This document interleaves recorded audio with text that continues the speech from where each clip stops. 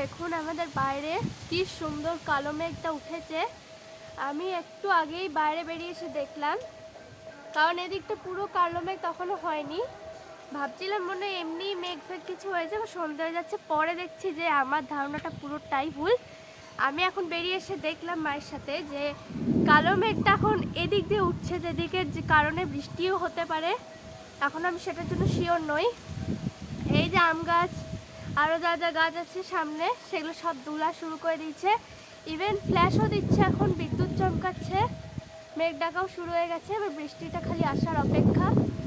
আর এই যে লেভেলের এখন গরমটা পড়েছে, এখন বৃষ্টিটাই আমাদের জন্য সবচেয়ে ভালো। দুর্গাপুর মানে এখন যা গরম, মানে আর থাকা যাচ্ছে না এসি ছাড়া। আর যাদের বাড়িতে এসি নেই তারা তো মানে কীভাবেই আছে আমি সেটা বোঝা যায়। তো আর এদিকে এখন কালো মেঘ হয়ে উঠেছে, খুব ভালোও লাগছে এখন দেখতে। ঠান্ডা ঠান্ডা হাওয়াটাও দিচ্ছে, এদিকে দাঁড়িয়ে আছি আমরা এখন। সো সবাইকে গুড বাই।